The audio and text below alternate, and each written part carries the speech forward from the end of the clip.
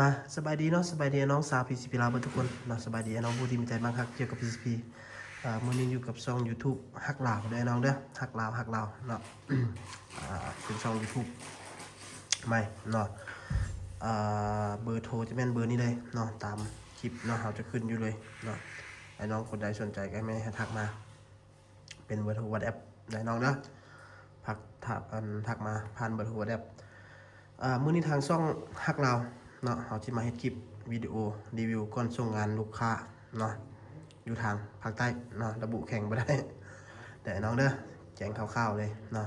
เพิ่นได้เบิ่งคลิปเนาะผ่านทางช่อง YouTube นี่เพิ่นต้องฮู้ดอกผู้ใดเป็นเจ้าของเครื่องของเพิ่นเนาะแล้วเขาก็สิส่งให้เพิ่นเบิ่งอีกบ้านนึงตัวนี้เนาะเฉพาะไอ้น้องคนใดที่สั่งเครื่องผ่านทางเบอร์โทรนี้เนาะแล้วก็ผ่านทางช่อง YouTube ฮักลาวเนาะเราจะลดราคาพิเศษให้เลยเนาะเฉพาะ K2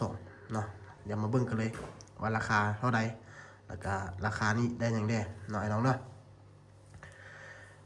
ตัวนี้เป็น K2 เลยเนาะเป็น K2 ปี2025งานไซงอนแท้ร้อยได้ตัวนี้ได้งานไซงอนเป็นงานไซงอนแท้เลยเนาะวาล์วเนาะเป็นวาล์วZ1000เนาะถังรับเป็นถังอลูก้นมนเก็บเสียงเป็นเก็บเสียงเก็บเต็กลำรับเป็นลำโพลีกอนได้น้องเด้อลำเป็นลำโพลีกอนเนาะไอ้น้องเนาะกล้องเป็นกล้อง TK Swatter ได้น้องเด้อตัวนี้เด้อ TK Swatter ตัวนี้กันน้ำได้เนาะตัวนี้เนาะเก็บเสียงเป็นเก็บเสียงเกมเต็กเนาะเท่าที่ชอบแล้วก็สูบแล้วเป็นสูบกลางได้น้องเด้อแถมลูกปืนให้กับนึงในราคาครบชุดแล้วราคาตัวนี้เนาะ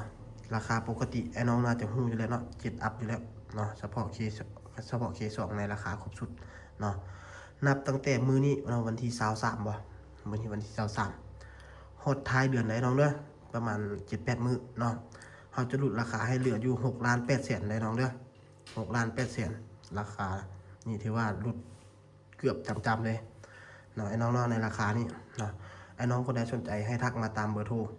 ที่อยู่ในนี้แล้วก็เขาจะขึ้นอยู่ในหัวข้อแล้วก็อยู่ทางเบื้องขวามือของด้านจอหน้าจอเนาะไอ้น้องเนาะไอ้น้องกดกาเบิ่งเบอร์โทรดีๆเนาะตามเบอร์โทรแต่ละช่องเนาะเพราะว่าแต่ละช่องเขาจะจัดโปรต่างกันไปเนาะแต่ว่าสำหรับช่องที่ฮักลาวนี่เนาะ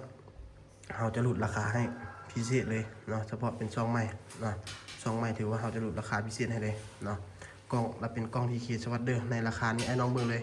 เนาะ6,800,000มีอยู่ใส่ถือว่ายากเนาะยกเว้นงานฮานอยได้น้องเด้องานฮานอยถือว่าถือกว่านี้ก็ได้เนาะแต่ว่าฮานเขาละเป็นงานไซงอนงานไซงอนลอยเขารับประกันให้เลยเนาะไอ้น้องคนใดสนใจให้ติดต่อมาตามเบอร์โทร WhatsApp